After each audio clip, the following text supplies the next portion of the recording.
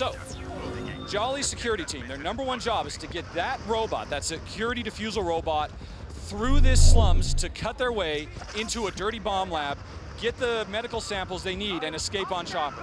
First thing Jolly's doing, he's just made himself a soldier, because the first thing they gotta do is blow up that gate right there, because the defusal robot will not be able to make it through. So Jolly's playing smart. He's moving up slowly, watching out for bad guys. Take it easy, Jolly, be careful. And yep, getting a couple kills. In fact, actually, somebody else, another soldier, was playing the bomb. Now Jolly's gonna move up. Hopefully he'll get that bomb planted. Come on, come on. A lot of pressure, he's under fire. Yes, he nailed it, okay. Now, it's gonna take 40 seconds for that thing to blow. The enemy team, their engineers can still defuse it. So it's imperative that everybody defend that thing. Meanwhile, as a soldier, he can also make sure that everybody is full of ammo. Nobody's ever gonna run out of ammo. And the ammo Jolly's handing out today is armor piercing. So he's also giving a boost to everybody on his team. Because that's really what Brink is all about. Finding ways for players to work together to overcome obstacles. This is not a game for a bunch of lone wolves. This is, we reward players for helping each other. Now, unfortunately, he took too many bullets to the face. Hopefully, a medic's gonna come along and save him. But let's see if that actually comes out. You can actually, while you're down, you can actually watch and see them. And in fact, looks like we got a medic here. Boom, a medic did his job. Jolly can now get himself back up and stay in the fight. Very important.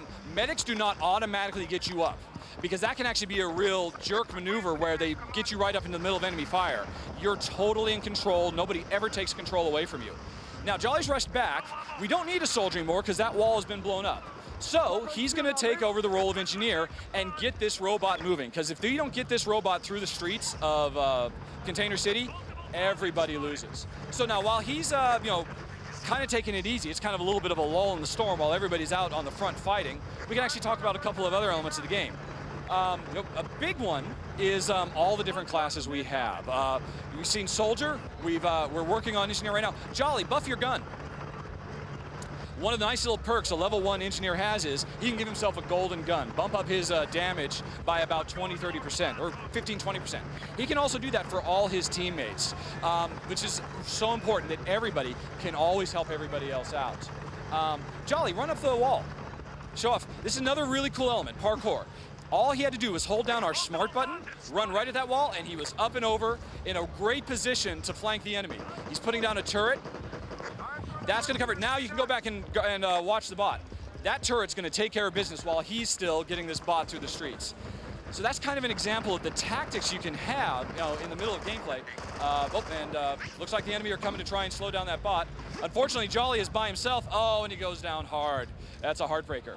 And he got flash banged on top of it to add insult to injury. Now our system for the way it happens when you die. Every 20 seconds, there's a new respawn wave. You get a new chance to come in. You never have to wait very long to get back into the action. And the action always picks up where you left off. It gives you that opportunity, though, for medics to come along and revive you. Jolly didn't opt for that. He went on ahead and restarted. So, Jolly, actually, why don't you show medic yourself? Because the medics are not doing their job today, I don't think. So he's just changed himself into medic. And you notice you can instantly, on the fly, change your class. There's no having to go out to some menu, no really slow, laborious process to drag him down. Jolly just saved that guy's life. You see how he stabbed himself in the chest with that EpiPen, and now that guy's back up and in the fight. Jolly can also heal himself anytime he wants. Although first he's going to take care of, he's actually really taking a chance. Just stabbed himself in the chest. You notice his life meter got longer, which is good, because then he took a couple of hits. He would have been dead had he not actually done that. So we're really in the heat of things now, trying to keep that bot moving. And Jolly, good job. Same guy, brought him up second time. That guy is now Jolly's best friend.